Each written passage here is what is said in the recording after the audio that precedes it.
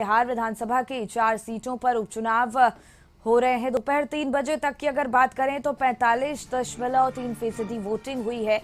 तरारी में 42.7%, रामगढ़ में 47.43%, इमामगंज में 46.98%, बेलागंज में 43.81% मतदान अभी तक हो चुके हैं।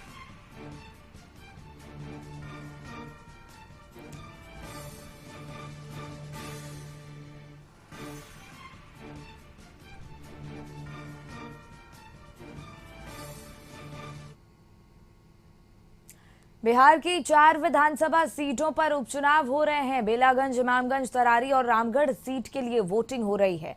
वोटिंग शाम 5 बजे तक होगी। मतदान केंद्रों पर वोटरों की लंबी कतार भी देखी जा रही है और लोग लाइन में लगकर अपनी बारी का इंतजार कर रहे हैं।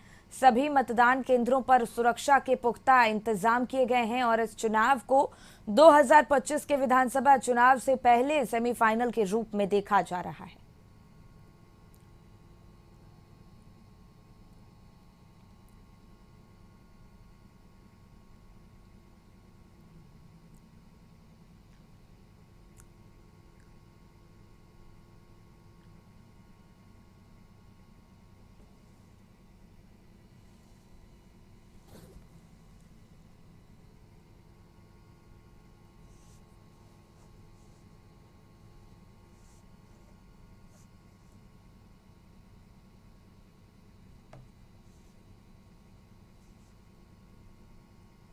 तो बिहार की 4 विधानसभा सीटों पर उपचुनाव हो रहा है। बेलागंज, इमामगंज, तरारी और रामगढ़ सीट के लिए वोटिंग हो रही है। वोटिंग शाम 5 बजे तक होगी। मतदान केंद्रों पर वोटरों की लंबी कतार देखी जा रही है। लोग लाइन में लगकर अपनी बारी का इंतजार कर रहे हैं। सभी मतदान केंद्रों पर सुरक्षा के पुख्ता इंतजाम भी किए गए हैं और इस चुनाव को 2025 के विधानसभा चुनाव से पहले सेमीफाइनल के रूप में देखा जा रहा है।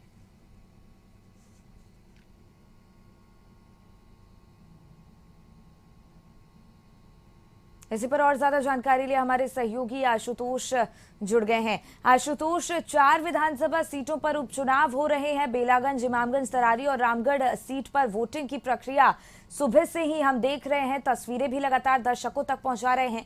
ऐसे में अब कुछ ही समय और शेष बच गए हैं जब मतदान की प्रक्रिया अभी खत्म होने वाली है।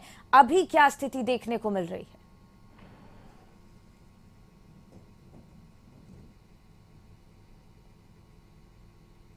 विधानसभा क्षेत्र में है और आपको तस्वीर हम दिखाना चाहते हैं एक बूथ की। यहाँ पर लगभग जो कह सकते हैं कि शांतिपूर्ण तरीके से वोटिंग हो रही थी और अब जो है ये माना जा रहा है कि बहुत कम समय बचा हुआ है और वोटिंग प्रक्रिया खत्म होगी।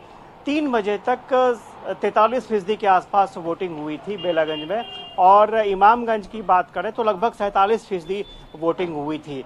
तो जो सुबह से ट्रेंड दिख रहा था, एक उम्मीद की जा रही थी कि 50% से ज़्यादा वोटिंग होना चाहिए, तो लगभग लगता है 50% के आसपास ही वोटिंग हो पाएगी। और ये जो सीट थी ये काफ़ी महत्वपूर्ण सीट थी। अगर आरजेडी के लहजे से कहें तो चूंकि उसकी परंपरागत सीट है और आरजेडी इस सीट को बचाना चाहती है, वहीं एनडीए हर हाल में इस सीट को जीतना चाहती है, क्योंकि अगर ये सीट एनडीए जीतती है तो इससे अलग मैसेज जाएगा। और आपको याद होगा कि तेजस्वी यादव ने एक जगह ये भी कहा था कि ये सेमीफाइनल है। 2025 चुनाव से पहले अगर इसमें जीत होती है तो ये सेमीफाइनल माना जाएगा और एक तरह से माहौल क्रिएट होगा, माहौल बनेगा कि आखिर जनता का मन मिजाज क्या है। क्योंकि आपको याद होगा कि लोकसभा चुनाव के बाद तरह तरह के आकलन लग रहे थे, अटकलें लग रही थी कि एनडीए को कहीं ना कहीं नुकसान हुआ है। कांग्रेस और आरजेडी यानी महागठबंधन ने पिछली बार की तुलना में बेहतरीन परफॉर्मेंस दिया है, तो इसका असर विधानसभा चुनाव में भी देखने को मिलेगा। लेकिन फिलहाल बेलागंज सीट पर बहुत ही दिलचस्प मुकाबला है, क्योंकि जन स्वराज पार्टी की तरफ से भी कैंडिडेट हैं मैदान में। तो ऐसे में ये माना जा रहा है कि इसका नफा नुकसान भी हो सकता है। हालांकि सुबह में जब हम लोग यहाँ के वोटरों से बात कर रहे थे तो उनका साफ तौर पर कहना था कि डेवलपमेंट ही इशू होगा और डेवलपमेंट के इशू पर वो लोग वोट डालने आए हैं।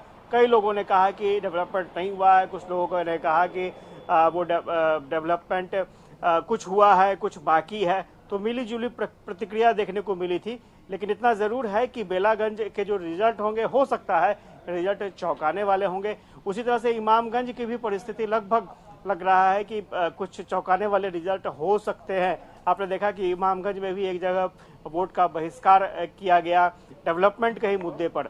तो देखना दिलचस्प होगा कि किस तरह की परिस्थितियां होती हैं, लेकिन जो ट्रेंड बताया जा रहा है, जो ट्रेंड आया था वो लगभग 50% के आसपास वोटिंग की आशंका मानी जा रही है। जी बिल्कुल, बहुत बहुत धन्यवाद आपका तमाम जानकारी हम तक पहुंचाने के लिए।